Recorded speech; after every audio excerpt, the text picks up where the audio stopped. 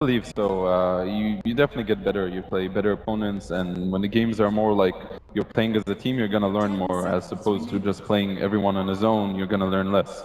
So it definitely has something to do with it. And something I like to say to my team as well is actually it's always good to aim to have high MMR, because when you play to get high MMR, you're actually gonna learn the game better because you know what works against what, who's gonna win, what matchups are better, what heroes actually work in this meta. So it's very impressive that they have like 8K players. It means a lot, actually. Yeah, I would say that 9 out of 10 things that you see in competitive play when there's a new introduction to heroes and so forth is something that has been discovered in playing solo queue games. Definitely, definitely.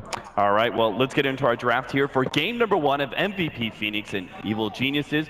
We're going to start off with a Bounty Hunter ban right away. This has been pretty consistent. Teams against MVP Phoenix try and consider taking away that dangerous Febby hero. So Nature's Prophet is probably the key hero in this matchup. Yes. I don't think either side wants to ban it out, but whoever has first pick, I think it's going to be a bit of a standoff in the sense that what is the trade we can get by letting them have Nature's Prophet? For instance, the Invoker would then be the second in line. We've seen both teams play a lot of Invoker throughout the tournament. And is it worthwhile banning it when you have second pick? And right now, I feel like EG, like they have, it's two plans they're looking at. There's obviously if they want to first pick Prophet because they can play it as well, Universe plays a good Prophet, or they want to give it to MVP and play something against it. So they do go for Prophet, which I think is a pretty safe choice. They play it well, and they know MVP plays it extremely well, even though you can counter Prophet, but for some reason MVP has been playing so well with it that you just don't want to give it to them. Yeah, exactly. So I think the follow-up needs to be Invoker. I think MVP respects that combo so much that there's no way they're going to give it over to EG, especially not after seeing Sumail play it a lot. This is probably going to be our trade-offs back and forth, right? For our 1-2 Furion versus the Invoker. It'll definitely be Invoker. The thing that's interesting is that I know for sure they want Spectre, because Spectre is first of all good against Prophet, it's good with Invoker, and it's one of their best heroes. And if they don't pick it now, it's going to be banned out. They usually don't first do Spectre, so I think they might go Invoke a line here, or if they're being really ballsy, they'll actually just take Invoke to Spectre, which is a bit weird, but they go with Witch Doctor instead. Which is also a bit weird, I think. I think that's a bit... It's okay, because Witch Doctor is good against Prophet in lane, because you stun the trees and you can kind of kill them off fairly decently. I'm not sure I like that so much. I think Line is overall better for the overall game. Exactly, that's what I was thinking as well. He's also a threat to Nature's Prophet. As soon as he has that Blink Dagger, Lion makes you play much more defensively, and you wouldn't push as hard as you normally would, because he's just one of those heroes that out of nowhere will just stop you. But you can say that's rather telling, right? That MVP Phoenix are going to focus so heavily on being able to secure their lanes, and perhaps that'll play into our future strategy. The Death Prophet is going to be the response from Evil Geniuses, an early DP pickup, starting with both your offlane and mid cores as well. It's both the laning against the Invoker as well as wanting to match that early game pressure that they know is going to come out from MVP. We've talked about how EG is more of a laid-back team that takes the game in the later stages of the game, whereas MVP is definitely an all-in team that constantly fights. We saw it against Complexity, who also tried to match that aggression. Actually did a fairly good job at doing so, which led to these entertaining matches. And after EG just played Navi, I think they're afraid of falling behind in the early stages of the game. So they want to be able to, first of all, push down towers the same speed that MVP Phoenix has been known to do when they have Nature's Prophet, and then also be able to fight them very early on. And Death Prophet is really good at that. So the idea perhaps being that if you're going to be putting so much pressure on the Nature's Prophet, that means you're less likely to be able to deal with this Death Prophet, who should be able to beat out the Invoker, right? This is just a natural response of being able to, okay, if you're putting pressure on the offlane, we'll put pressure on your mid. Yeah, I think it's a very solid pick. I think DP is definitely okay here because, like, first of all, it's an okay matchup against Invoker middle, and considering it's Radiant DP, like against Invoker, that means with +1 any hero from EG, like it's gonna be like you can kill Invoker actually. And besides that, if you look at the overall view of the game, what's gonna happen is that at some point EG is just gonna go down middle with all the heroes smoked, and DP ulti popped, and they're gonna kill Invoker with Prophet TPing in and getting the tower, and DP is really good at that. So I think I prefer EG's opener, and I also think they made 2 correct bans here. Spectre, obviously we said it's MVP's favorite, one of their favorite heroes, and Batrider is a hero they also like a lot against Prophet. So I think their 2 bans are very correct right now. Yeah, Bad Rider works really well against Nature's Prophet just because Sprout is eliminated right away, and then he can jump in on the Death Prophet and take her out of the equation as well with the lasso later on in the game. For the Spectre ban, Evil Genius has actually been known to like the Spectre, but they pick it much later in the stages of the game than Phoenix does. So, as Tal was saying, MVP would probably pick it up around the 3rd pick, whereas EG would tend to always wait until the 5th pick. If there's one thing we've seen throughout the tournament, it's that they wait with picking their carry until the 5th pick. Absolutely. Talk about offlaners then. If Bat Rider is going to be banned away, what's left in the pool? Beastmaster immediately jumps to my mind. Anything else that's pretty important? Because you do need something that's going to be able to pressure that Death Prophet, right? The Darkseer combos incredibly well with both Witch Doctor and Invoker, so I don't fault them for this, but it has been very lackluster throughout this particular tournament. It did pretty well in Shanghai, but maybe it's just a coincidence. I mean, it's a very small scope of games to judge it off. I think Darkseer is alright here. I mean, like, there are not that many offlaners you really want in this meta, and I haven't really seen him run Beastmaster, so yeah, I think Darkseer was their next in line. And now the question is, what carry hero will they pair it up with? Because Spectre is gone, and that's probably the best one they wanted. It's a Gyrocopter still. Works really well against Nature's Prophet too. I don't think they've ever run it before, or not very lately. They usually prefer some melee carry, you know, Juggernauts. Yeah. Not the Jugger is specifically that good this game, but it's not half bad either. Natural Battle Fury builder, so doesn't care about Sprout. I don't like Jugger that much, but considering it's MVP, that's when I said they only have a couple of strats because they run very similar heroes all the time. And EG's done a pretty good job so far in this draft. So far I'm favoring EG, and this pick's probably going to be some support. Most likely PPDs here. Or actually go with Jaro. So this I wanted to bring up earlier. I actually feel like, ironically, EG is known to be this more passive, we're going to farm up and then we're going to outskill you. But I feel like they play their best when they're pushing the same way all other teams look the best, because this meta just favors pushing so highly that when they go for this Drow Ranger strat, I think that's the most convincing win we've seen them take so far. With the Visage and the Vengeful Spirit. Particularly the way that we saw them control Na'Vi, right? Exactly. By being able to set the tone first. Yeah, and so yesterday they had this Lycan, the triple core strategy with the Death Prophet, the Lone Druid and the Lycan. They weren't as convincing, but clearly showed that pushing is probably the hardest thing to deal with at present time. I think PL might come up now. They need some hero that can deal with Drow, and because Spectre is one of the best ones and it's gone, PL is kind of next in line. Some hero that can actually fight early on and also basically be on top of Drow by spamming lances. It's really a difficult spot for MVP now because their timings are not that quick to stop EG. I think EG is definitely winning this draft, and they go with Tusk instead. But I think if EG actually bans out PL, I don't see what MVP can salvage this draft with right now. I still think the Gyrocopter is a very worthwhile pickup. Can keep them at bay. And now Gyro definitely became better if PL is banned out. It's good against Visage, and they can fight early on. So they need to ban out the Vengeful Spirit. That seems so... out. It's already out. Never mind. But I do agree that if they don't get a PL here, Gyro is decent for them. Like they need somewhere to fight them.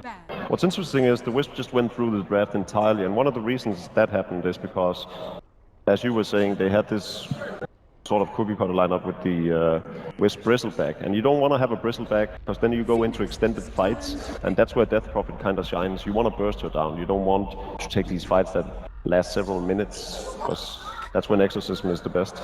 Alright, these guys are crazy, but they're crazy good. And an Earthshaker is the immediate response. Evil Geniuses will pull out the support ES that we haven't seen in quite some time. That makes you happy. It does make me happy, but I actually would have loved to see Oracle here, but that's just me. Alright, Slark, yeah, you wanna add on a little bit there? Crazy, but crazy I good? think they're crazy, but they do what works for them. I don't necessarily agree with it. I think EG takes this one, but if EG loses one fight, Slark could definitely take over, so EG takes this one. Jacob, does Slark make you more of a believer?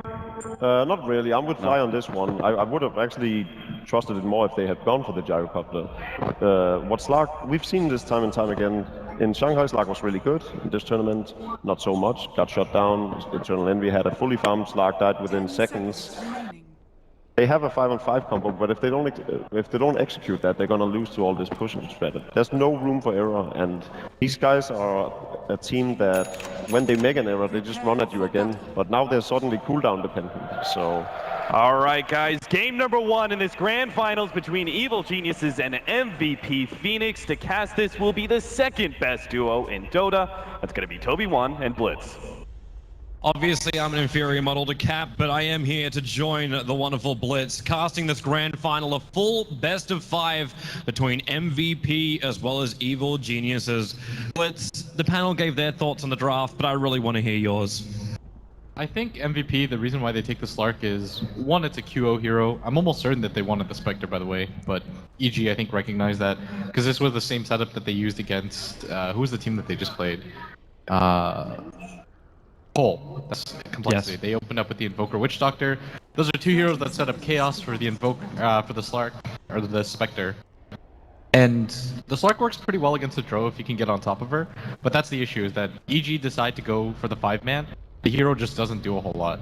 And so Jacob was almost entirely correct when he said there's very little room for error in a lineup like this. The Spectre is a lot more forgiving just because you can continue to push things late game, and your ultimate provides so much when it comes to team fights. And they're trying to sort of one-to-one swap the hero, but definitely doesn't do the same. It won't do the same, but at least it does play to MVP's strengths, as their ability to fight nice and early on. And it's a comfort zone for MVP. You're coming into the grand final. Obviously, these guys, they're wonderful guys. They're here to have a lot of fun, but they're also here to win their first ever, actually, LAN finals. There was the MPGL, which MVP hot 6-1, but not a single member of this MVP roster was part of that. So they are looking to claim their first big title. Yeah. Wasn't Forev on that team? I don't believe so. Not at the MPGL. Okay. I remember he was on the Hot 6 roster, but I wasn't 100% sure. But his top lane, Universe is gonna do pretty well just because he's against a Witch Doctor solo. You can just send one of the treants at a time. And when it comes to trading right-click hits, the Draw Aura is always gonna help out. And we watched Fear earlier today do this same kind of thing over on the Visage. Just zone out the offlane. So for Rev, if it was a little bit later, obviously Grave Chill combining it with Fissure is a great combination if you can lock that Darkseer in. I don't really feel like you got the kill power from the Drow Ranger though. Like, because how is Arteezy really meant to follow those two in? He can't really, and that's the strength of the Darkseer. It's just that he can continuously push in the lane, and if Arteezy starts to move forward, he can't really do too much to help out anyways to begin with. So he's just going to be able to CS these, and it's going to force Rev back though, because he did get quite low, and it looks like he wants to just go for this duel, the Centaur stack. What do you should think about him getting the down shoot early on? Like, is it just so he can deal with the Visage? And is it worth the sacrifice of delaying your Soul Ring? You almost always go Style Shield, just so... Because Darkseer is a hero that you don't want to sack, is the biggest thing. Is you don't want to go to the jungle if you can help it. Being able to just double Ion Shell, force things out, is kind of the point of the hero. Look towards middle lane, Febby. He's got the shards available, and oh, he doesn't get the block. Samel just gets back far enough away. There was an EMP Tornado prepared for MP. That probably would have been a kill if he hit it, because then he would have just snowballed right on top. They've got enough damage. He can invoke the Cold Snap at the same time. And they might just make a move again shortly after. That's kind of what I'd anticipate, but this time PVD is set up in position for this one. Fear also rotated up even further. He realized that Forev was low and just trying to back out to farm up that small, easy little camp. Went on a hunt, but couldn't actually find him. Nice little hiding in the trees from Forev. So he has managed to find level 3 over on this Darkseer compared to almost level 3 on Prophet. But they're both being forced out of their lanes. And this is pretty cool just because the supports are both playing well enough. These are typically heroes that don't get easily zoned out, especially by solo supports, and now it's just kind of battle of, you know, Febby's going to try to rotate as much as he can mid to help out this Invoker. Because this Invoker, even without the Precision Aura, would struggle against the Death Prophet. The Spirit Siphon is the best spell when it comes to the one-on-one mid for just trading hits. Yeah, and you're seeing in the CS, 17-4 up against the 18-1. All MP can do is try and burn out that mana of Samel.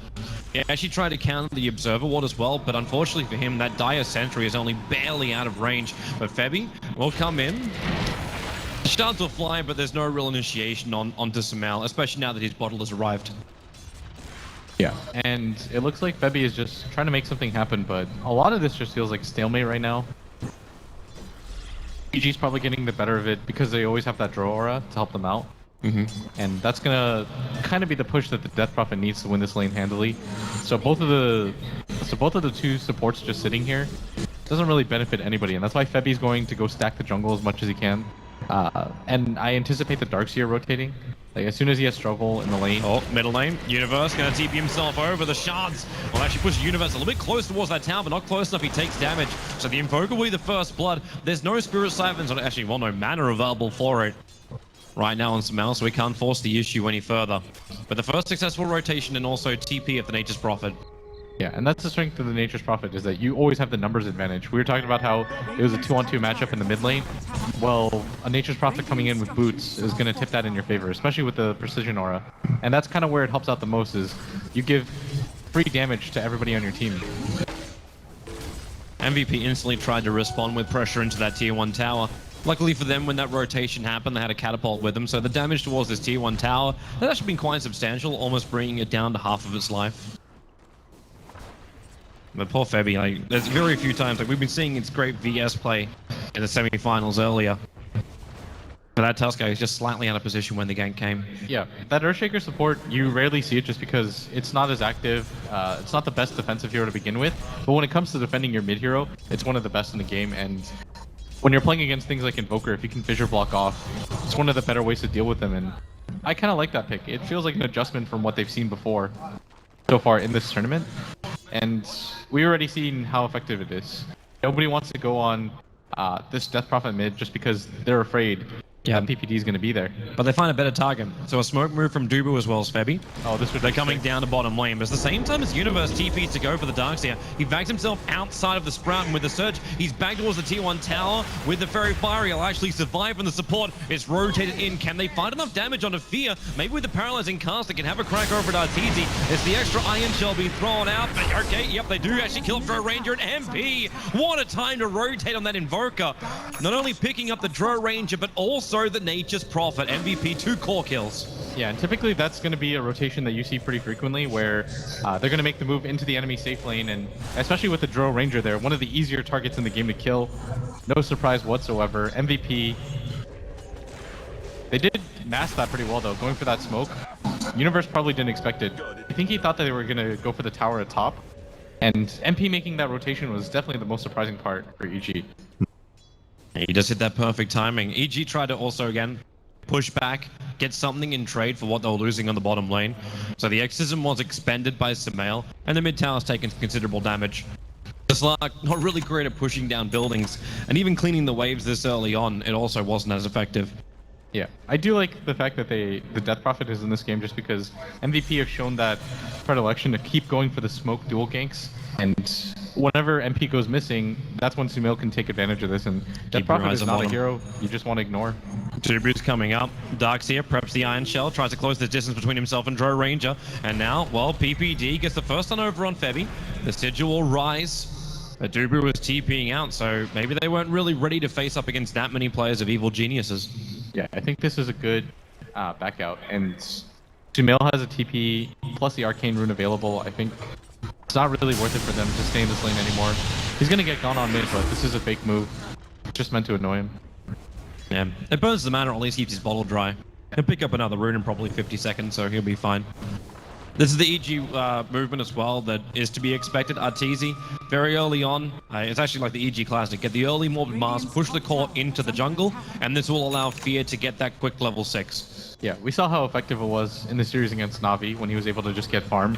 And this is kind of the one variation of this, I guess, because most of the time EG, they almost exclusively make Fear play that roaming role, and he almost gets nothing on the map. But this time around, they're going to kind of split the farm between the Drow and the Visage. And the main reason you do this, Toby, it's not even just because of the ultimate, but it's because Drow is such a squishy core that you can't really protect, that you don't want to put all your eggs in just that basket. You want to make sure that somebody else is divvied up, and it's like you're playing against 2.5 cores. I always have the words of Fear in the back of my mind for a Drow Ranger.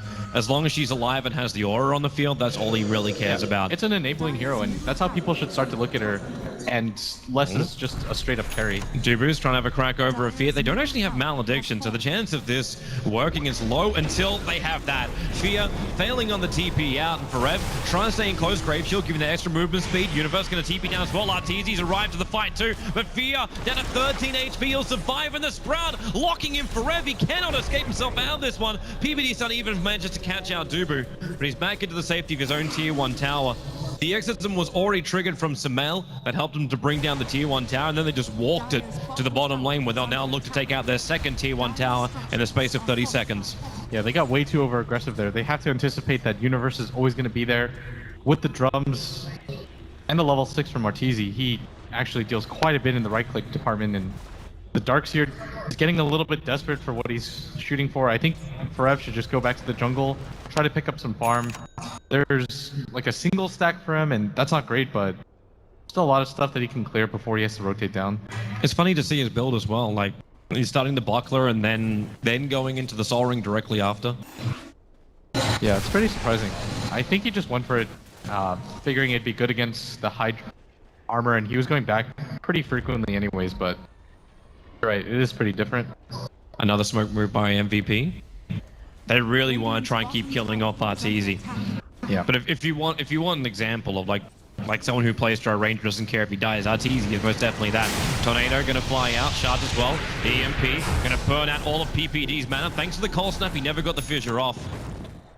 So a nice little movement there for a kill over on the captain of Evil Geniuses. Yeah. The best thing right now that MVP are doing is that they're shifting a lot of the focus on the bottom half of the map, which is what you're almost always going to do just because it's the Radiant safe lane, but it's allowing QO to get a lot of this free farm. And they did lose their mid tower for it, but QO's still getting a lot. He's got the Midas up, and this is the kind of start that you want from a Slark. The other two lanes were doing somewhat okay. The Darkseer probably died more than they would have liked at this point, but okay, this is the question mark. Does QO want to come and join the rest of his team? Because that fortification's gone, and EG look for PPD's fissure for control. Here's the angle here. The Tornado's going to fly up with the EMP, so Death Prophet gets the ulti off. The Shards try and block out Samael. Unsuccessful at doing so on the Familiars. MP, well, he's going to TP out. There's no stun near it. He's out to safety, but the Familiars catch Febby as well as Dubu. Paralyzing Cast will bounce around. They've already lost the Tuskar, and that Spirit Siphon going onto the back of the Witch Doctor. It will not reach him to do the last bit of damage, however, but you will still take the tier 1 tower. That could have actually been a hell of a lot worse for MVP. Yeah, losing the tower there, it's going to happen against a Drow plus anything. But losing your Tusk, he's only level 5, so it doesn't cost them too much. And they're going to use the EMP Tornado combo just to try to hold things off. And this was the combination that they used earlier, using the Quaspex Invoker to try to buy time for this Slark. Keeping your towers alive, though, Toby, is the biggest thing in this kind of strategy. You want to make sure that it takes EG everything to be able to push down tier 1s and tier 2s. They probably lost both the mid one and the bottom one sooner than they would have liked. And I think this is going to prompt QO to most likely get out of this top area after he clears the jungle and the lane once or twice more. Because the rotation is probably going to come in. It's like, how long do you have to wait for this rotation? How long does it take for QO to reach an item where he feels comfortable that he would be strong enough to fight up against EG? You kind of just have to pick and choose your battles. Most likely you just grab a TP, which he has already, and see what's going on around the map. And everybody from EG, not really showing except the Drow Ranger, of course, who doesn't really provide anything by hiding on the map anyways. But MVP, once again, here we go. A 3-man snowball in. 3 times. They can just go in. Oh, this is going to be a solo snowball for in on Drow Ranger. She's got no mana to speak of anyway, and the VAC, the control's too good. He should die from the fall of the Tornado. And this now means that MVP can take their first tier 1 tower of the game as well. Yeah, those, again, they're just focusing all the attention on the bottom half of the map. QO's been completely untouched this game, well ahead of net worth versus the Drow Ranger, and this is the kind of start that MVP wanted. They just need QO to pay off. Like, if you put this much resources into him, when he has an impact, it's gotta be good. Yeah, at this rate, he's going to. Like, he's just getting a little bit too much out of the map right now.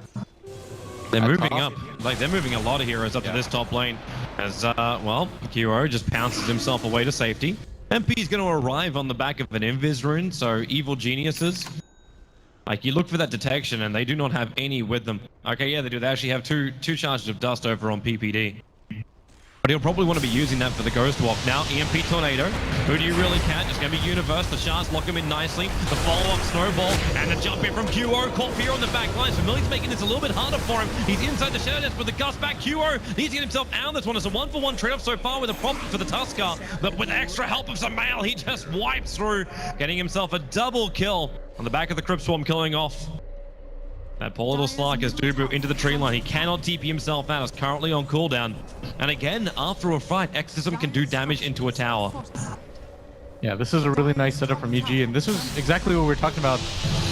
That might prove to be an issue for MVP, just when you go for the fight like this. Rev? Okay, went for a double, and then the Fissure, the Familiars, again, perfectly positioned here by Fear. PPD's on the chase after MP, but it's the Prophet TP forward from Universe. He's got Sprout available just to ensure that Invoker does not run away. And Evil Geniuses, time and time again, they're catching out MVP, and MVP are willingly letting themselves get caught. Yeah, it's less about catching them and more that MVP seems way too comfortable taking fights like this. Slark is not a hero like Spectre, and MVP is treating it as if they can get into these team fights. If they give up that tower, maybe even just an MP +2 up there, they can defend it for 2 or 3 minutes, allow the Slark to continue to get huge, but they take these engagements when QO barely has any mana. All he had enough for was all of his spells once. Like, he popped the Shadow Dance, he had no mana to leap out right after, immediately dies, blows the huge advantage that he had. He was almost 1k above the Death Prophet, and even more so above the Drow Ranger, and they were doing fine. It feels like they're just wasting that opportunity. It does feel that way. They need to find another way back into it then. Kira is getting a large amount of money. He can afford a Blink Dagger now if he wants to. MVP going to catch out PPD. Observe. Well, it's just a Paralyzing Cask and Shards. PPD actually going to be pushed outside of the Shards. But EG now know that MVP are trying to take over the EG jungle.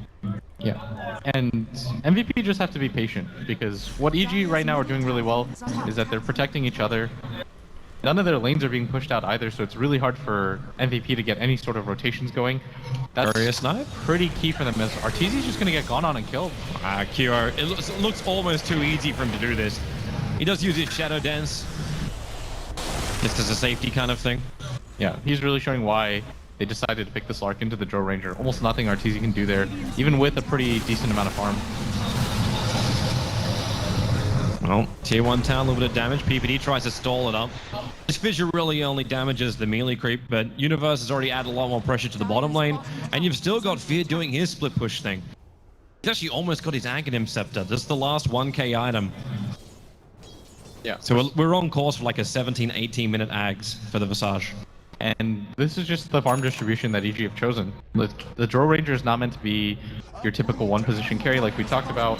This is kind of just your side hero that enables out all the other heroes in the game, and they're going to smoke up. Pretty good attempt right now because all the lanes are pushed out. If, for example, Toby, the top tower was pushing in, then if nobody from EG shows up, then MVP can just kind of deduce that something's going on. But because most of the lanes are pushed in, it's a lot less obvious. And Forev is kind of sensing things out, and that's why you notice everybody from MVP playing super far back. You notice even MP at top, who has the Ghost Walk, he doesn't really want to show up because the lanes are pushed in. And this is something that EG do so well. Well, right now MVP. They'll have to see. Here comes that Sigil. It's going to scan out what EG is attempting to do. And that's kill off Roshan. Now, he's pretty damn low already. They need to get themselves in there. QO blinks himself forward, chasing up arm for Arteezy. The Fissure trying to create some space with the Shadow Dance. QO can keep fighting, but the Witch Doctor Death Ward doesn't really do enough. Now for Rev with a great zoning wall. EG will have a hard time fighting here inside the river, but then again, they're still underneath that Ollie of Samal. They need to kill him off, and they've done so. Arteezy also very, very low on life. He was locked in by Universe's own Sprout. It looked like he was actually isolating out the Tusker at the same time. But a perfect Fissure. These Familiars, they have been picked off because Dubu's signed on too quickly. Fear just re-summons the Echo Slam, helping with the extra damage. It's still a 2-for-2 trade-off. MP versus Universe, but Universe currently with a better advantage ground. He'll have his Sprout up in 1 second time. Can he actually lock MP in? He's a little bit too far away with a call snap, but MP turn. It means he now comes in range with the Familiars following. The perfect drop down. Does Kuro get it too? Yes, he will. He finds that kill over a solo one on the Drow Ranger. But still, Fear is having so much success in these fights. His Aghanims is now done. He does so much damage, you're right, but at the same time, the Slark, EG had a lot of trouble locking him down, and most importantly, both the main cores from EG down. And Slark's level 14 now. The Midas is really starting to pay off when it comes to levels, and if you just compare him to Arteezy, for example, 10 versus 14, the Drow Ranger already struggling against the Slark. He's about to pick up another major item. And Kyo's had the time of his life in this game. And this is the kind of fight that MVP wants to take. Small enclosed areas where you can get things off, like the wall, like the Death Ward, in conjunction with things like the Tornado and the EMP. And now they spot the low Roshan. They're just going to get out of there. It's almost like immediately going to go for the wraparound. Wow, did he actually? It feels like he just baited them in by showing that he went in, and now Death Prophet Exorcism going to trigger is off cooldown again. But MVP, they've managed to basically loop themselves around the back. PPD is the isolated one, but in comes QO once again. Roshan solo is almost at the EMP in a really great position. PPD is going to be out of mana, and the Death Ward from Dubu in a great position. It'll be almost a full duration out for him, hitting everyone from EG, but it's still a 1-for-1 trade-off. And Dubu needs to get himself away from Sumail. Very difficult to do. His paralyzing cast will come back off cooldown now. But if he turns for this one, yeah, he was dead anyway. It'll create space for the rest of his team. Speaking of which, Farev wasn't even there. The mech carrier never even joined the fight. It's like MVP are trying to play, well, smoke and mirrors.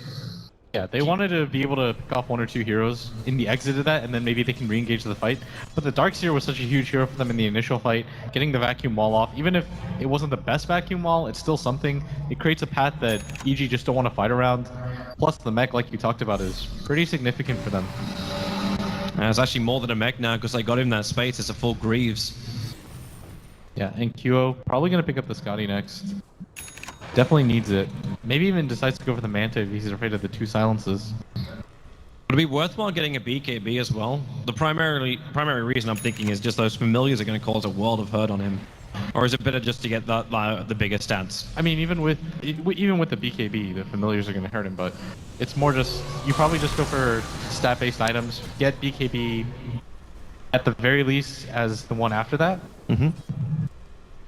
If anything, I feel like you just go Scotty into BKB, and then it's almost impossible for Kyo to die in a game like this. Well, Kyo jumping in again on Arteezy. Gonna pounce himself away. Safety PPD was waiting for him with the fissure. Farev was able to actually get his Greaves off, but QO over the back, the wall on the floor. PPD caught in that one, and QO will go down with extra TP arriving in from the Nature's Prophet. But the revenge was the fact that every single person of EG was cloned, and they turned on the captain of EG. Yeah, and those illusions actually hit quite hard. But EG are going to go for the push immediately after. They do have the Exorcism up in just 15 short seconds. MVP, they should already begin to split the map because the mid defense just isn't possible. MP's going to lay down the Tornado EMP. That's actually really nice against Arteezy. He dropped really 28 HP. Even if that just burned the Aegis, that would still be worth it. Yeah. They're going to get this mid tower, though. It's really hard for them to fight without their vacuum wall, and especially without their Slark. EG even going to commit the Exorcism to this one. Interesting they do that when you've still got familiars and the Drow aura is up. Arteezy just bailed. He doesn't need to be part of this anyway. Yeah, you don't want to waste the Aegis. There's still timer on it. EG is going to just get out, recircle, and they're doing fine right now because for some reason Kyo just kind of keeps running into them as a group. Like, there's almost no reason for him to make these risky maneuvers. If he had the Tornado EMP to back him up right there, I would have said that would have been a fantastic move by Farev and Kyo, but instead he kind of just travels in by himself, and he can't afford to die like that, especially. But that's been the way Kyo has been playing for a long time, right? Like, he's always been that very, very hyper-aggressive player. Yeah, he's pretty volatile, even from the beginning. Oh, they see Universe. This could be a really good pick. He's got a TP scroll available. Farev needs to get there right now, and Vac Universe, he's out just in the nick of time. Both Tornado as well as Vacuum going to miss. MVP, they devoted a lot of heroes to that. EG, what they're going to do is just push out the lanes now, make it really difficult for MVP to show themselves on the map, and you constantly just play the information game as a result. MVP forced to farm in the jungle, but EG are just going to move themselves up as a result.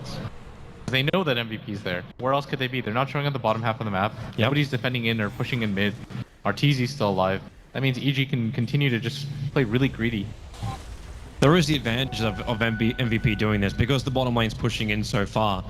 Like, they do control around the Rosh area. Maybe a little bit too early because Roshan spawns up a long time from now. No, that's completely irrelevant for you. It doesn't matter? Yeah, because they're just going to immediately go for this top push, and MVP, they're trying to play this jungle game, but EG just moved themselves up, and they're going to take this tower before they have any chance to respond. True, and of course the momentum will just swing back. You gotta remember EG's going to profit, right? Yeah, that's going to be a dead tier 2 tower at top, and they have the Arcane Rune. They could, if they wanted, just go for the tier 3 as well. I think that's the play. With 18 seconds, that Exorcism is back up again. The tier 2 tower is not dying fast enough, so they are already TPing themselves back MVP. EMP Tornado, just going to be the Tornado for now. Chips down the low of the wave. Fabi's still got his shards available too, and they'll take care of most of the rest of the wave that's there. Yeah, without the glyph available, this makes it really hard for MVP to hold. Well, there's the exit from Cure. He's straight in again for Rev. Getting stunned up, gusted as well. The EMP will burn Drow Ranger dry. Remember, you've still got the Aegis Immortal on Arteezy. And they start hitting into the base. Double vac wall does nice. Cure again. He really wants that Drow Ranger with the Shadow Dance. It's not going to be enough. The familiar drop downs. Two of them are able to connect, and then PPD with that fissure. How to find him too, but Samel not in the greatest position of all, but the Tusker, I don't think he really wanted to willingly snowball himself into this one, but Febby way too deep. EG just backed up when they saw the snowball coming, and now they can just reinsert into the top lane. And EMP Tornado, MP is really stalling this game up as much as he possibly can. Duo again potentially caught out. Spirit Siphon and Silence, he can't just pounce himself away. The Vac and now paralyzing Cask means Samal is in a little bit too deep himself, and then just keeps bouncing onto him. EG having a hard time getting out of this one. Qo forward, and then bounces back, but PPD! In with the Echo Slam! He needs more follow-up damage. In the end of the day, it looked good, it looked flashy, but it achieved very, very little. At the very least, it bought them enough time to go for that range racks, and they are successful in that attempt, but that could have been a lot worse for EG. There was a time period where Sumail had less than 200 HP, Arteezy was already backpedaling. EG, they walk away with the racks, and they don't lose too much as a result of it, but Kyo continues to get farmed. He's going to have the Scotty before the next fight. I don't know how much that changes, because I really feel like he needs the BKB. Oh, he's got that, but there's two Mystic Staffs that were also just purchased. One to finish up that Octarine core on the Death Prophet, and the other one's headed over to Fear. Fear, has the Aghanim Scepter. Previously, he went for the Shiva's Guard as his next major item. But they're coming to fight him. As, looks like already the Drow Ranger picked up by Qo. Silenced again. This pounce, like he just goes into Shadow Dance, pounces forward onto PPD. He's still going to get stunned up, but now with the Death Ward, the paralyzing cast, EG, your eyes and PPD will drop. You do lose the Witch Doctor, but it's a 2-for-1 trade-off for your MVP, and it looks like they're going to get the rest of their calls out safely. Yeah, you had to commit the Exorcism to his EG. MVP are going to be incredibly satisfied with this because they want these mini engagements. Oh, Qo. He's bouncing after Fear. He didn't get the leash off, so now he's trapped. No Quelling Blade on Qo, but the Force Staff is there from MP to push him outside of that Sprout. With the Ghost down, this is a fight that MVP wants to take. They have to get something out of this timing. No Echo Slam on PPD either. This is going to be pretty good for them as maybe they can even push into this top lane, but Universe is already going. Oh, Qo, great catch. Finding Samal, he needs a little bit more help right now. He's still got 18 essence shifted, and Forever will help him finish the job. Quick run forward, and that's a minute without Samal's buyback. I don't know if they can really force much more, considering Nature's Prophet's already added a lot of pressure on the top lane, and they still want to defend that melee. They can at least grab tier 2 because of that grab. Definitely okay for MVP so far. They lose the Courier, but they do get the tier 2 tower as a result, and all those mini pickoffs, they begin to add up, Toby. You got the Invoker who has the Acronyms now, slowly starting to pick up levels at the same time. The one concern right now for MVP is that EG as a whole is getting a lot of farm. That Death Prophet still has quite a lot. The Nature's Prophet is in a similar situation. I guess the downside for EG is that Arteezy is so paper in a game like this. But that's also just the role of the Drow Ranger. Like, you almost push, and you can see it in the net worth, where Fear actually becomes that core again. Yep. The Visage big, tanky kind of thing. You're already seeing the Burrs doing more than enough damage to make up for it. All Arteezy has to do is stay alive. Whereas that is the downside about it, being paper and all. Yeah, once Kyo decides to go for BKB, it's almost going to require Hex. Is Febby going to break the smoke? He actually breaks the smoke. To their detection, they have Dust available, but Febby, TP's out in the tree line, they see it. The Fissure, he's on the other side. Currently silenced, he's got Snowball available, but with Crypt Swarm, they do catch him out. That was a little bit too far. You know, the really sad thing is too, if that Courier didn't get sniped, he would have had his Blink Dagger and would have been able to escape from that. Yeah. Now there's more trouble for Dubu. They're going to worry about this, about the warning. Like, they're being watched too closely. Dubu, Malediction over on Universe with the paralyzing cast. He doesn't get a long duration off on that Death Wall, but Universe still dropping fairly decently. Kuro would love to have a crack at this, but his Blink's on cooldown. He'll also get fished up by PPD, revealing yet another ward. Unfortunately, the ping which came out was a little bit too far north. That's also not going to matter. Roshan's going to go again the way here of Evil Geniuses. The Sunstrike, it sees it, but it can't stop it. And I would really like EG to be able to get something out of the high ground attempts with this one, because MVP, they still have a really strong, formidable late game, Toby. The Darkseer wall vacuum is really good at holding high ground. Kyo still has a lot of farm right now, 2.9k. Despite all the objectives taken by EG, still the highest net worth in the game. And that's really a big cause for concern for EG, because once again, once he grabs that BKB, things are going to be really difficult. Yeah, it's just not as explosive as like you hear, like we saw earlier with like Zven, where MVP did something very similar, where you made so much space for QO and he came in and just turned so much of the fight. But you are right, that combination from MVP is still damn good. And with double 4-stars, they can play the range game against EG. It's just going to be really hard for EG to save anybody once he has that BKB. Once he gets on top of a target, it's going to be pretty much just having to wait out the BKB. PPD is going to go for the pause, but hopefully nothing too serious. Yeah, he does have the Blink Dagger. PPD? Yeah. Yeah. This Death Prophet is also really tanky. She's got the Yule Scepter, the Octarine Core, the Ghost Scepter is quite good against MVP's lineup if you notice. There's very little burst damage when it comes to nukes, especially since that's a Quaswex Invoker. Once he picks up some levels, it might kind of hurt things, but nobody's getting a Diffusal anytime soon. MVP, like this is coming into this series, especially after we saw the initial draft. I was very concerned about the pushing from EG. The fact they've lost that top range Rax isn't really that much of a surprise. The fact they haven't lost more is a credit to MVP's like scrappy fighting. I just love the way they move across the map. I think the one issue right now is that if they decide they don't really have the best heroes to push out, I guess Q kind of has to fulfill that role, but for example, somebody has to push at bottom or somebody there, but Universe is almost always just going to be pushing the lane back, and EG is almost certainly going to know where MVP is at all times. Alright, so we're back and started up again, so welcome back after the quick pause. And they go for the smoke because they know they're in the jungle. Well, they're going to find someone. It's going to be Dubu. The familiar smoke breaks first. He kites himself around the top of the tree line, so they don't perfectly get the initiation off. Now PPD. The observer orders down, so they did see Dubu run to the west side. For Rev, they actually catch Universe out of position. Not with that Sprout, actually pushing QO away.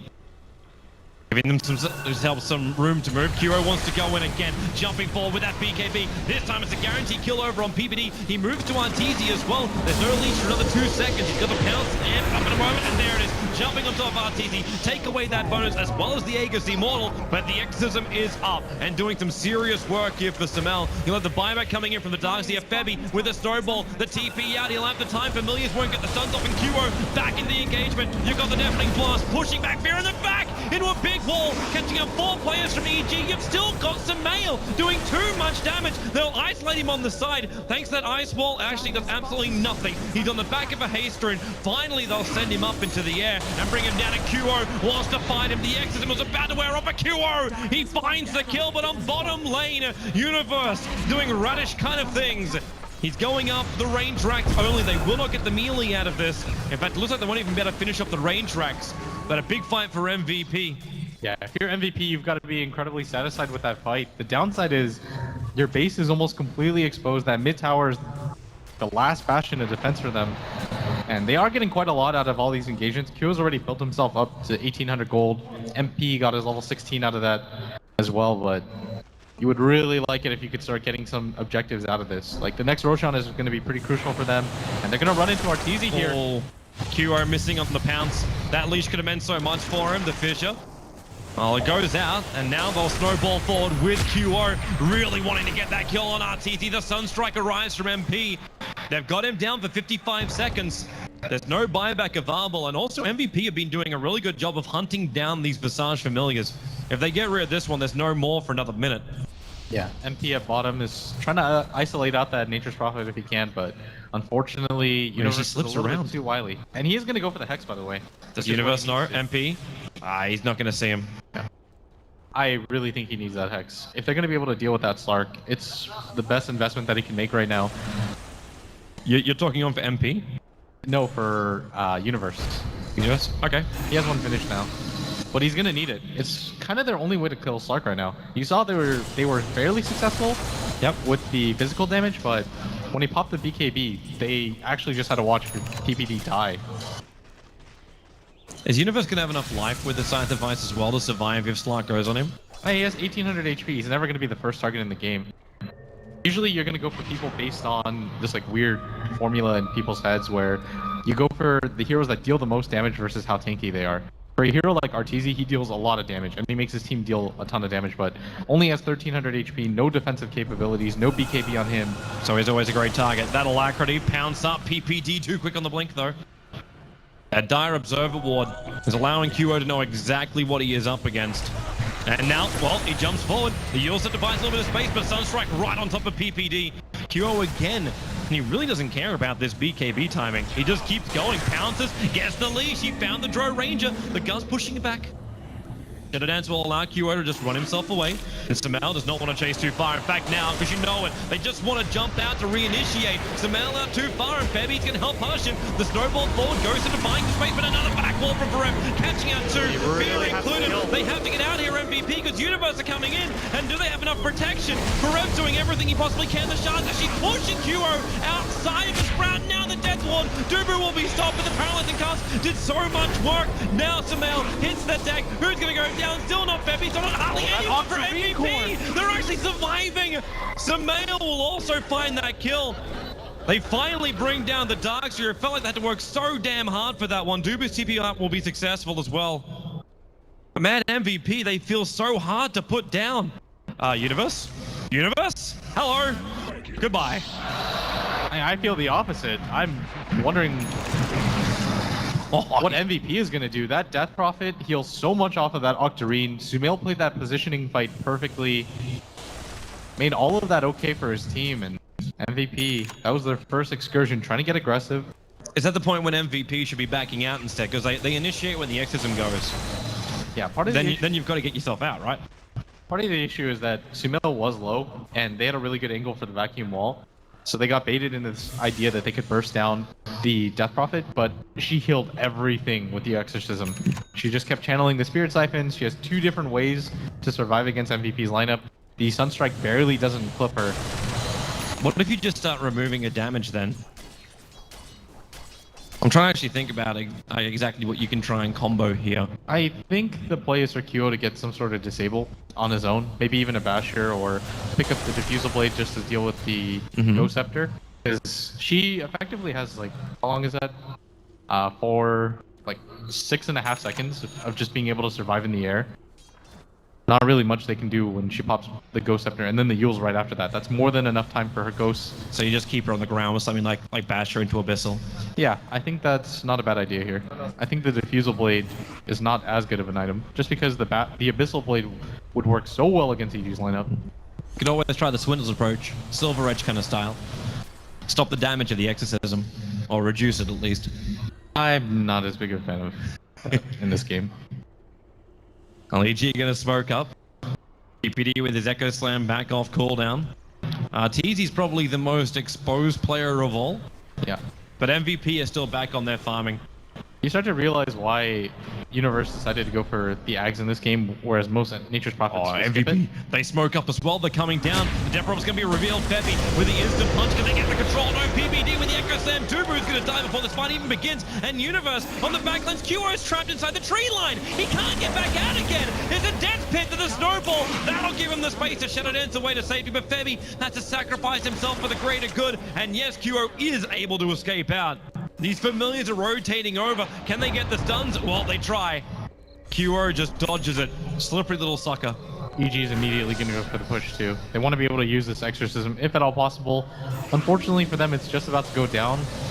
Good news for them though is that they can at least try to force the issue. The mid tower is so low to be being taken down, and EG, all it really takes is one fight for them, or even enough of a distraction for Universe to be able to mega creep this. Or even just look to the bottom lane. Look for Fear to take out that bottom racks. The second that creep wave penetrates the mid, these familiars just rotate over and you turn the aura on. Top lane, Farev. Yule's dump. Universe gonna join it. Farev needs a little bit of help here. And with a 4-star, he's almost away. There's a secondary one. He will get out to safety. But the mid lane is being attacked. And these familiars Rats with wings right now.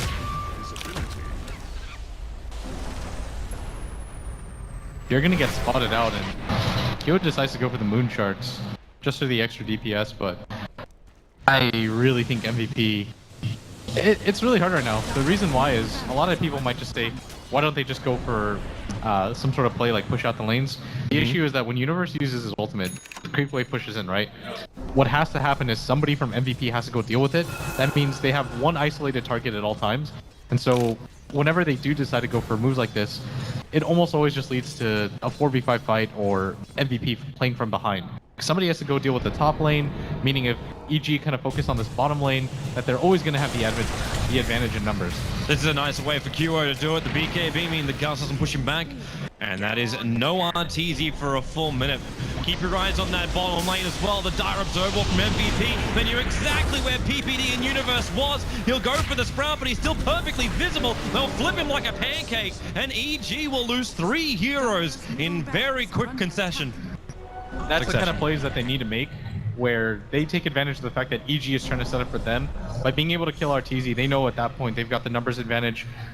Duo, he's really trying to put this game on his back. He's looking for all of these individual pickoffs, Toby, because he knows that his team has to play defensively. And whenever he has the one-on-one fight right now, like he did against RTZ, that's what he's looking for, trying to isolate out heroes, create this pseudo pressure on the map by himself. As they make more and more space with QO, MP's actually getting a lot more out of this game as well. Like we saw the Samel catch up Invoker after being completely shut down for the first 10 minutes in the semi-final. MP starting to give me that same kind of feeling as the Octarine core gets completed 38 minutes in. This Roshan, it will belong to MVP. EG are just too far away to reach it in time. Yeah, this should go on. I think you just drop the phase boots if you're MP. Kyo can take the cheese if he wants. So much depends on these two cores. That's kind of the downside of MVP's lineup, Toby, is they rely so heavily on the Slark and the Invoker, whereas everybody from EG is continuing to scale. Alright, run out time. Forev keeps that top lane out. He's actually, does he have the recipe on that? It's the Ghost Scepter for Dubu. Is this actually the Assault Cuirass or the Shivas for Forev? Almost certainly a Shivas. It's really good against the Dro and the Nature's Prophet. Works well against the Birds. QO's getting so much money. Even with... Actually, did he consumed the Moon Shard so he could take the cheese. Yeah, that's a fairly typical play. Whoops.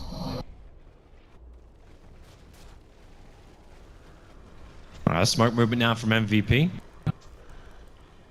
Who are they going to find though? PPD's pretty well hidden in the tree line. This time they don't have the dire observer ward just sitting on the hillside, but QO, well, they find a target, the pounds will be a little bit off, they're going after Fear. Samel's unable, but that paralyzing cast isolating these two heroes. PPD with a fissure at least keeps Dubu out. He won't be able to find that kill. QO is the first one to spill the blood, and again, this Darkseer backward causing chaos, and Universe barely escapes. The snowball is still forward, and now the Death Prophet, they will test and see if they can get through him. That bloody Ghost Scepter with a Yule Scepter right behind it. They just can't deal the damage, but QO now we can.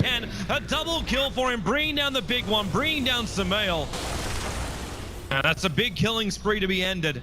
Universe immediately leaves that top lane, decides, okay, not much that can be done here, barely gets out by the skin of his teeth, immediately goes for the split push.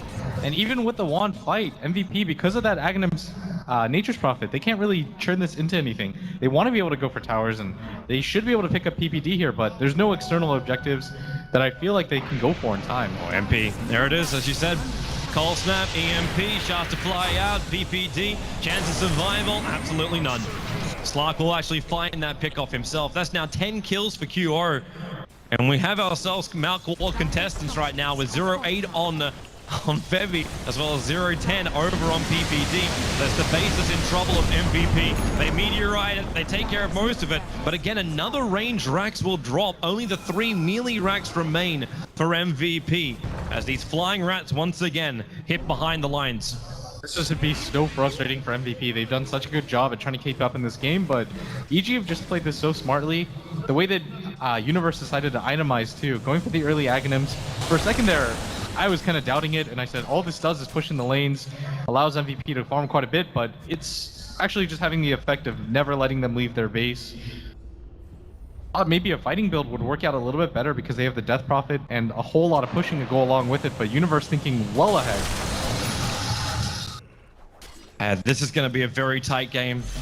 You're seeing the swing in the graphs as well. EG held that advantage for such a long time, and almost 10,000 worth of net worth is repaired by MVP, but the experience advantage is almost 20,000 in favor of MVP.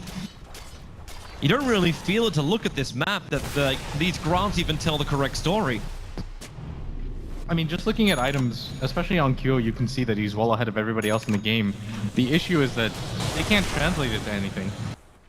Especially effective gold. Yeah, once he decides to try to push out, there's always going to be treants in the way. There's always going to be birds in his base. They pretty much have to get a 5-man wipe or look for some kind of pickoff after they push in the lanes. And that's why what they're doing right now, Toby, they're forcing in lanes together as a group. This might be one of their better opportunities just because it's only the bottom lane that they have to worry about. And that's why Universe is immediately going to TP top. And it might be just time for them to play the guessing game. Look for whatever heroes you can on the sides, place aggressive wards, and allow Kyo to kind of just do his own thing. At some point, I think EG is going to catch on and start to send like 2 or 3 heroes to one hero. Yep. But for this moment, Kyo really has to make a lot of this work. Well, Kyo has the Abyssal Blade now, so he can go for these solo pickoffs. If he can find him, and then, well, goodbye Universe. He did his job up on top lane, and now goes back into his farming. The Dire Observer just around the corner is probably going to scout him out. He's a little bit too far away. And even then, like, he keeps making more and more treants thanks to this Aghanim Scepter, which keeps the lanes being pushed out, and a chance for these 2 familiars, which have been sitting up here for the last minute or two, waiting just to chip away at this melee ranks. I say chip away, they can actually take it if MVP don't realize what's going on. All of these creeps just kind of pushing into mid. And if you notice RTZ's build, he's not going for anything fighting, and I really like this. I think he understands the point of the game right now. If he's getting all the items that give him the max amount of agi they can possibly get for cheap, and he's making it so that the birds do his dirty work. And this is the kind of play that you have to have. If he goes for the BKB, all Kyo has to do is jump on top of him with the Abyssal Blade. He's going to go down anyways. Yeah. So RTZ realizes, let's just make the birds the focal point of this offense that we have and allow Universe to do his thing, shove in the lanes as much as he can. I really want to see how much damage these guys do. Answer, crap ton. Forev can't attack him fast enough to get rid of him, however, which is a bit of an issue for him. Yeah. He needs a little bit more help. They're coming back, but Fear's going to resummon anyway. He only loses one of them, but he does the damage, and it forced every single player of MVP to come home. They have all their melee barracks left standing, so the situation isn't completely bad, and sooner or later they can probably just look for a pickoff on Universe, force them to use the buyback, and maybe even just try to go for the high ground. But this push by Kyo at bottom is going to run into the ward, spots it out. Everybody from MVP at this point should double back. Well, they have to know about it themselves. Universe is actually starting his push up on top lane. That MVP, well, that tier 2 tower, they're actually battling through the backdoor regeneration. Again, this Aghanim Scepter or whatever it is, not even the Aghanim Scepter's treants, so they're just the basic treants that forced out that lane. Means MVP cannot take the tower objective. Yeah, they're just getting desperate on the map right now. Going for a tier 2 push on a tower that has the backdoor regen takes them all too long. It makes EG feel more comfortable. And EG, the name of the game is frustrating. Oh, hello. QO? Okay. Thought for a moment you'd try and commit to that one, but you could have just thrown out the Abyssal Blade and had a crack at it. Now this top lane, PPD, jump in, Echo Slam for Rev. He's real damn tanky, and he's still got the Greaves out as well. As the protection, will it be enough? There's your Greaves. He's also got that Crimson Guard triggered off. Shiva's up in 1 second time. Universe keeps the control up, and they will find the kill on Forev. And again, that's what we were talking about. Whenever somebody decides to go for the split push, MVP, they were all inside the EG jungle. Eventually, EG is going to bring 2 or 3 heroes to get kills. And that's exactly what happened. Birds, MP really wants these. There's no resummon available either. Yeah, this is actually a really good pickoff. That's why it looks like they're committing so hard for them, but MVP, they got to get a little bit smarter about this. Anytime they show that Darkseer top, going for the solo push-in waves, I think if you just commit 1 hero behind him, you saw how difficult it was for an Echo Slam plus the Hex to be able to lock him down. He still almost survived. Imagine if you just have the Tusk or the Witch Doctor there. Maybe you can even go for the turnaround. Well, initiation from MP. There's no real follow-up to this, especially with PPD right behind him. He is feeling very tanky and very survivable. This split push is going to get even faster now with a full Mjolnir. Got it. Here comes MVP again. Top lane, no. You can't stop the split push momentum, but this you can kill off. QR, this time you'll actually commit. Actually, even the Abyssal Blade. It was just a basic bash. Slark will take it. And it's a godlike streak now for QR. 11-2-7. Roshan's about 30, maybe 40 seconds away from spawn time. Oh, he's gonna nab the courier. Oh, not again. Is this now the third time that Dark Courier has died? I think it's the second, but Universe is... and he is annoying them, and PPD is going to go down too. I think this is going to be MVP's time to go for it right now. They realize they're incredibly strong. If they get into a straight 5-on-5 fight, I think MVP just wins. The issue is that EG is never going to allow for that to happen, but with only... well, the birds are actually all up. They might better get rid of him. Yeah, if he can grab some of these right here. Oh, they dropped down. They actually have to kill these. They would be down for 73 seconds, and it would kind of make Arteezy's build pointless. What a time as well to do this, because Roshan is just spawned up. So if they can get rid of these familiars, there's no way to scout it out. Tornado, they're trying to get a little bit of extra vision and damage. The 4-star's a little bit off target. They'll get 2 of them away. And now Febby can send one of these illusions into the pit and realize that Roshan's available for killing. Yeah, they just have to keep forcing in the waves. Somebody has to go bottom. Just keep MP mid. With the Earthshaker still dead, they probably have time. And they're going to spot the Aegis here in a second. This is pretty much the only objective they can go for that doesn't cost them anything. If they show on the map for anything else, it pretty much means that EG is going to go for the split push again. Still hard to believe the state of this game, where MVP, it's the late game decision making. What is going to work best for them? They'll have an Aegis Immortal once again, as well as another cheese. The Invoker's going to finish up his side device as well. So Hex is disabled, EG's moving over. Roshan is not dying anywhere near fast enough for this. He's only down to 3k. But EG, they're stalling up. Like, they're smoked up, but they must not be 100% certain what's going on. Roshan still ticking down, now below 1,000. So Kuro, he'll find this kill in the back. Wall catch down 2. PPD looking for Dubu with a 4-star back. Kuro, he's trying to get rid of PPD with the Echo Stem going off. Dubu's going to fight him on the back corner. So PPD, he'll trigger around from the Malediction. Meanwhile, Universe, he's got himself a double kill. They're back in the mid lane as well. These bloody familiars, they're pushing onto the melee racks. MVP has to clean house. The Darkseer will buy back into the game. But Roshan, as well as the Aegis Immortal, still got into the hands of MVP. And looks like they got the cheese. They did drop a rather large item, being a Hand of Midas. Obviously no courier from MVP to pick that one up, so it can just be denied. I think at this game, they don't really... You don't even care? Yeah, they don't care too much about the Midas anymore. What you normally get it for, Toby, is just the levels, and he's going to replace it anyways. It'd be nice to sell. It's just the money. Yeah, he could afford the full Hex and get the item after the cheese, but other than that, he's got the Ags Octarine as the main kind of core item build for the Invoker. What do you actually get next on the Invoker? Like, is it worthwhile going into the Refresher Orb, or does he actually need to be a fighter as well and get a BKB? BKB is really good in this game. So is... The Refresher is okay, but I almost feel like... it depends. I'm trying to think right now how it looks like in fights. I guess they normally go for the squishy heroes first. But if EG ever opens up, I would really like MP to have a BKB. I would definitely feel good for him. Yeah. Because what are you going to do? You hex up a Death Prophet is still the same kind of thing. Like, she's still going to go Scepter and Neil Scepter after. Yeah, Kyo just wants to go for the fight right now, though. More than anything. Doesn't want to delay this game any longer than it has to. And that's what's going on right now. They're just kind of delaying. MVP not being able to take advantage of the fact that they're so strong on this Slark. Alright. So the battle continues, and once again I keep my eyes on the Flying Rats coming in from behind for Rev. He at least can mop up these creep waves nice and quickly, but this is just that behind the lines kind of tactics. They still, like, all props to MVP. Even when you lose a tier 3 tower and you lose 3 Raptors, they've all been range Raptors. They're not having to deal with that much momentum coming out from just the melee buffed up creeps, because they don't exist, obviously. It's just these damn treants from Universe and Familiars from Fear. Yeah, eventually MVP is gonna kind of just get annoyed by this and say, let's go for it. The bottom lane is quite pushed in, but Again, EG, they're just splitting up the map. Nothing too new here, and Forev, he's got to be careful. He's way too far up. Universe going to get this first hex off from Forev. Well, is he going to come back? There's the 4-star. They need another one. Fabi's going to grant it. They barely get him out, and Kuro will arrive.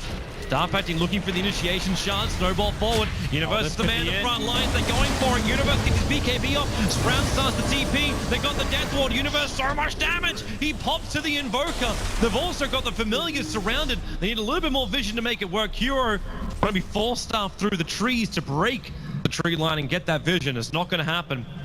That was the best possible hero for them to pick off. Now it's going to be hard for the lanes to push in. MP waiting by the tree line. Arteezy actually game sensing it and pinging him in. He's trying to look for a pick off on his own. He does have that Hex available. And Arteezy, we talked about it, he has almost no survivability. TPD is going to be found out here. Ghost immediately goes down and Arteezy's being pinged out. But with Universe dead, could actually go for this now. This bottom tier 2 should be theirs. Yeah, because there's no trade-off. Like, there's no big side lane push. These Familiars aren't doing enough. Forev keeps that top lane pushed in, which is where the Familiars are. And MP and Fabi are ready to go. No buyback on the Earthshaker. They may not get through into the racks, however. Like, you can at least take out this tier 2 tower. I don't know if they've got enough time to really take more than the tier 3 or do some level of damage to the tier 3. I think you take some damage. And the reason for that is because if the Nature Prophet is this close to respawning, he's not going to go for the buyback. And that gives you like a timing window of about 10 seconds to hit it. Yep. So as soon as they walk up here, they're going to pop the glyph, but there's almost no chance that either of them go for the buyback, even if the Earthshaker had it. Even glyph going down means they can... Oh, hello, Kuro. I know you like to be, like, big aggression. There's your fortification, and Kuro, 4-star from out. Or do they keep going? The Wrath of Nature goes through. There's a lot of trees to deal with. The Tornado flies out, and Kuro... That's the Hex wasted too. And quick pounce out. And EG, they're really just battening down the hatches.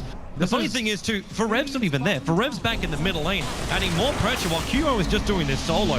He's like baiting out any kind of ability he possibly can. I'm wondering if he's even trying to bait out PPD's Echo. I think what's really happening right now is they're just going for the slow sieges. Oh, really? Great catch. They caught Arteezy on the sideline. Duo's there. He bounced back in. The Sunstrike again from MP. The perfect position. Duo just wants the tower. He's still got the Aegis the Immortal. Forev caught in the back lines by Fear, but then again, Fear doesn't have enough damage to really kill off Forev. They're 4-staffing out here, MVP. The shards to block the ramp. EG, they cannot chase. Duo's just going to wait out the silence, look for the re-engage as the Ghosts, once they clear, they're in such a rough position. I think they can profit. In he comes. Exorcism still got like another 5 to 10 seconds or so. The shards again blocking the ramp. EG, they're separated. 2 heroes and 3. The Death Prophet, now the Exorcism, it is gone. It will wear around. There's no more damage from a Kuro. Needs that space to try and regenerate himself up away from the rest of EG. They're gonna go able to do so, and there's the pounce. They found Arteezy again on the back of the leash. Arteezy will be controlled. There's no pistol blade charge. Remember the Aegis. Immortal Kuro wants to commit, and with the snowball, they're able to do so. Fear with a fresh resummon. They'll flip him again. With that Walrus Punch, and Fear will go down. The Familiars trying to make as much space as possible. But EG, they've lost so many players. But again, Universe threatening the top lane. Who from MVP has to come back and deal this one? It looks like it'll be MP. The Invoker will be the defense man. The buyback comes out from the Visage, but that melee ranks on bottom lane, it will be forfeit. And this is actually 54 minutes in. You've lost so many lanes of ranks, but it's the first melee one to drop. Aegis is gone from Kuro. He has to be very defensive now. Get the hell out of there and repair your base. Really patient by MVP. They played this so well. They finally looked for their one opportunity, which came on the back of being able to finally push out the lanes, killing Universe. They seized their chance, and it leads to a full set of racks and the buybacks. MVP, with the lanes pushed in, they're going to go for this again. Yeah. MP's going to push out one more wave, probably go for the TP. Now they just got the refresher. He's going to have the refreshed boots of travel as well to be able to deal with this. And it looks like they want to set up at top. This time around, though, they don't have the Aegis, so they have to be considerably more careful. That is true, but you got a double hex. Kuro jumps in.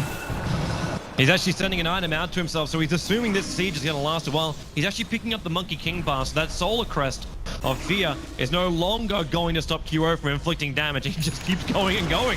Why not? When you've got easy regeneration outside the vision of EG, they drop down the meatball over on top of Sumail, and the Echo Slam out from PBD, catching free. The Snowball is there for a quick protection, and PBD goes into all protected for the moment. Sumail, he triggers off the Exorcism, but he's already fairly low, and QO with it back! They've got him! 2 heroes down! This could be it right now. Again, they're in. The buyback will come out from Sumail. Universe is on the front lines. He's down as well. The Monkey King bar. He'll fly out at the moment for Rev. Well, they're all just backing up again. MVP, they haven't lost anyone. And look at QO's regeneration rate. He's ready to go again. They've got to be so careful, though. Universe does have the buyback available, but MVP, they smell blood. They're immediately going to go for this. With no glyph available, look how quickly QO just cuts through that. All it would take is one initiation. The 3-man back into a huge snowball. Oh, there it is! MVP! They're going to see if they can bring down the Death Prophet as well. MP's there, doing as much damage. Sumail will dodge it. Universe is actually doing a lot of revenge damage into that Darkseer. Dubu, the protection's out, but Forever and Febby have already been lost. Dubu as well. Universe pumping out a crap ton of damage, but QO, he's back into the fight, and Universe life is now forfeit, as well as his mid-racks. What can really even be traded off right now? The Death Prophet's alive, but there's no Exorcism. The bottom lane's been held at bay, so is the top lane. You got 2 lanes of racks. The only thing that stops MVP from taking this game is the fact there's still a tier 2 tower up on top. That's 100 seconds, though. I feel like MVP could go for this, but 40 seconds and EG, they still don't have a glyph for another 32 seconds, and it was only Sumail available, but MVP, they're going to be satisfied with that alone. EG, they have a little bit of room to breathe, but Look at this money. the amount of gold. Fresh BKB from MP. 47 minutes in. They've got so much money. We've cracked the 500 CS over on the Invoker, almost the same for the Slark. Is the gold per minute also through the roof? 703. They're equal on gold per minute, both QO as well as MP. They're running out of item slots. They can't carry this many items. It's almost worth keeping Necrobooks and Couriers on the side lanes just to trigger them before they start the fight. Yeah, you could just get Moon Shards on pretty much everybody, even the ones that don't necessarily need it, like the Invoker, but MP in that one fight, Toby, being able to go for the double Chaos Meteor Deafening Blast in the middle of everybody completely turns that fight around. EG, not usually a team that gets beat this late, but they're just getting outmaneuvered by MVP right now. MVP have not lost the racks since they've opened up their base. They've been so patient about this, choosing when to strike. QO completely slick-slotted, 6,300 gold on him. MVP, their 2 main cores have buybacks and boot to travel number 2. They're just going to go for this. Any sort of core payoff for them means the game. EG will just almost instantly lose. Yeah. And MVP got so many ways to keep their cores alive, even with like an extra Lotus Orb flying in at the moment. Like any kind of stuns you do get can instantly be like taken off by Forev himself. He is the ultimate support right now, and then PPD, he just goes on QO, the BKB, it gets off in time, he initiates, he finds that easy! Man, he gets mobbed with a double kill. This could be the game right now. Perez back to the front lines. They need Sumail to do some serious lifting right now, but a back wall again from Perez. Too good. Bebby's all over him, and that will be the death prophet, even with the Yules up. He's actually got Ghost Scepter as well. MP taking a lot of damage from this. Universe locked inside this ice wall. Bebby back in, and now QO also re-engages. It's going to be a team wipe. MVP, they have managed to do it and take game 1 in this grand final against Evil Geniuses. It's a full best of 5, so it's definitely not over yet, Blitz. I cannot believe that MVP won this game. They were so patient with everything that they did. And this is a completely different team than what that EG destroyed at Shanghai. And I talked to QO, he said, that kind of broke our confidence, but they come swinging in game 1. Unbelievable. And MVP Phoenix, you learn a lesson if you haven't learned it yet. Never doubt the Koreans. They're looking absolutely amazing, but they got to keep going. This is only game number 1, and there's a